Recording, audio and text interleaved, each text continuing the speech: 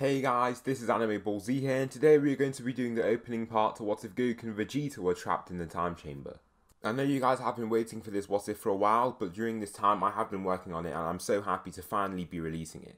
Please like the video if you haven't already and subscribe. It's totally free and you can unsubscribe whenever you want. There's nothing much else I'd like to say in the intro, so without further ado, let's get into the video.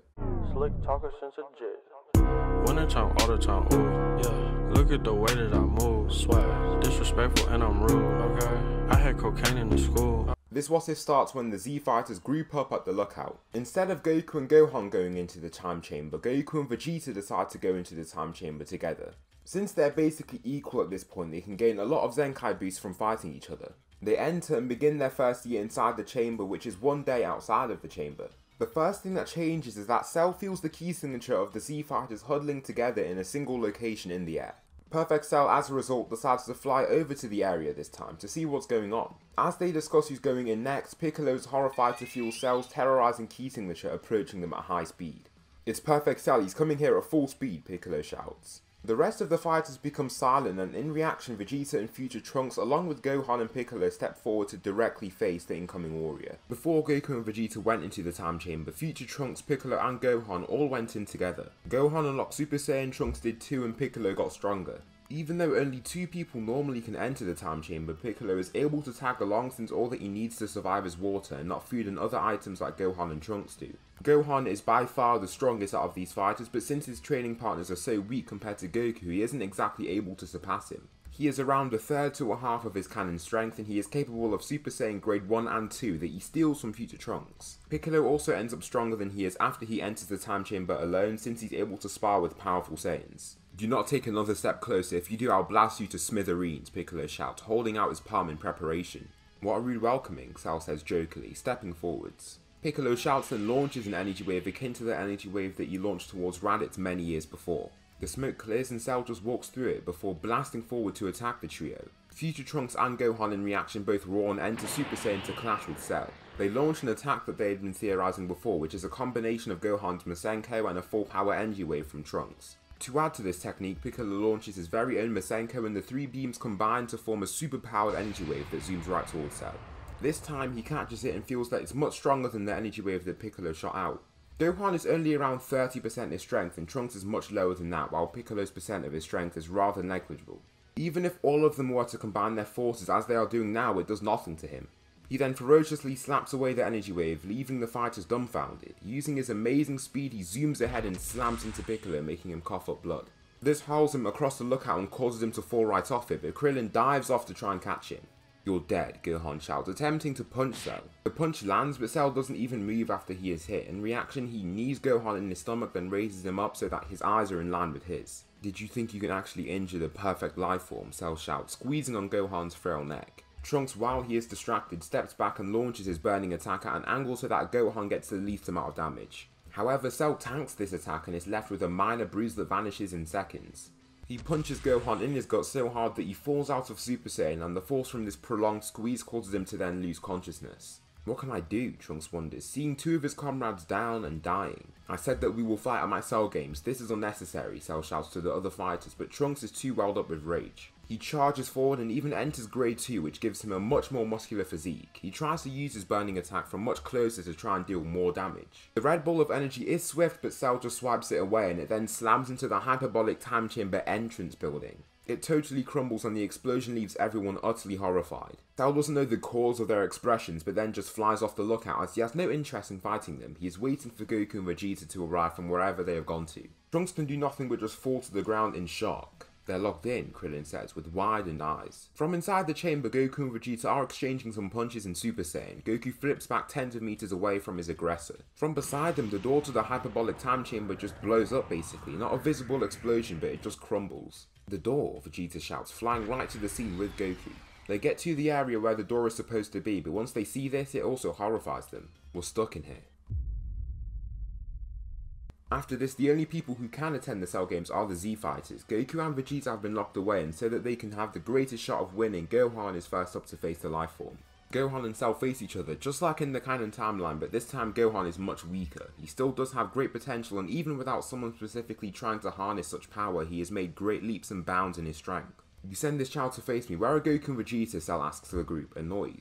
You sealed them away when you attacked us. He's the best we've got, Krillin says in annoyance. This child, well, so be it, Cell says, flying ahead to clash with Gohan.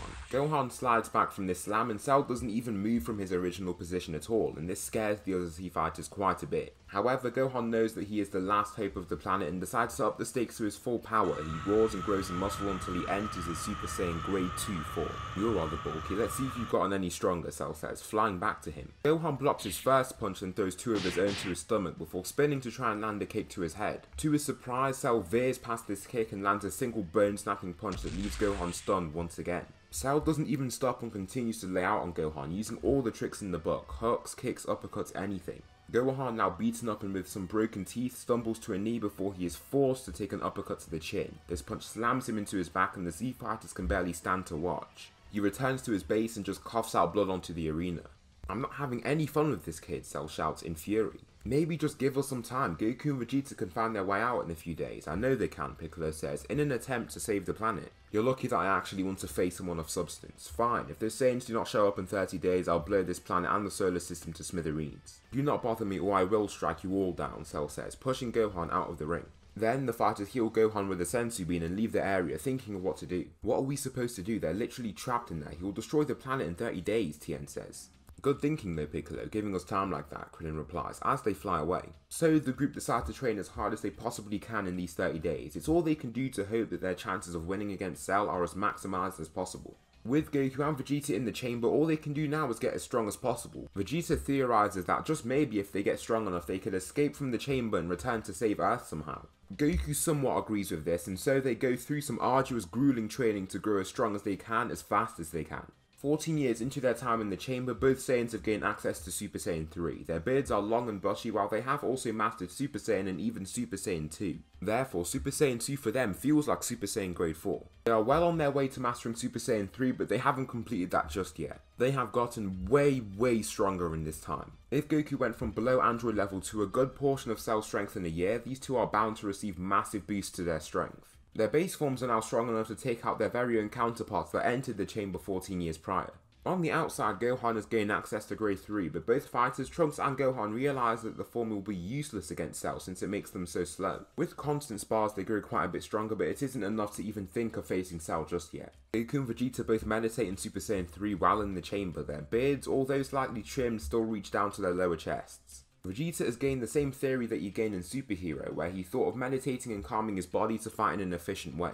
Therefore, he has convinced Goku to do the same, even though he is far less fond of it. While meditating, Vegeta abruptly stops and falls once he thinks of something. This disrupts Goku's meditation, and so he opens his eye to see what's going on. What is it, Vegeta? Goku asks. I think I know how to get out of this place, Vegeta says, in excitement. Goku immediately stops meditating and returns to his feet. How? Goku asks.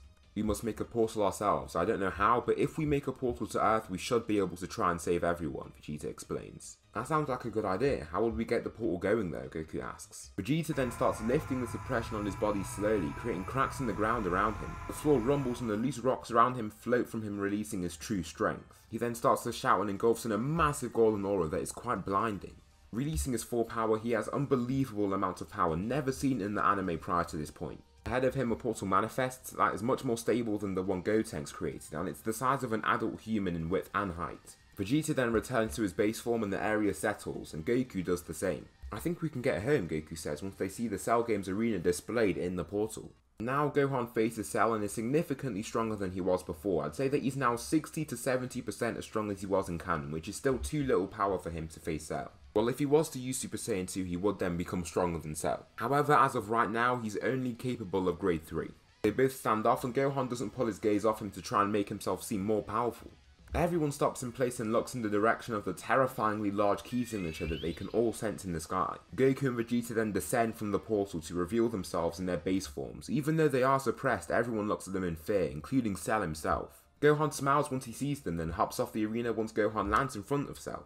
So the planet's still kicking. I wouldn't think that you'd let Earth stick around for so long, Goku says with his large beard. Cell doesn't even reply and just shakes in place as he feels the incredible power coming off him. In a flash, Goku punches him in his chest and punches right through his chest and heart, making him cough out a bunch of blood. Before he can even try and push himself free, he is palms down into a mountain more than 400 meters away in just a second or two.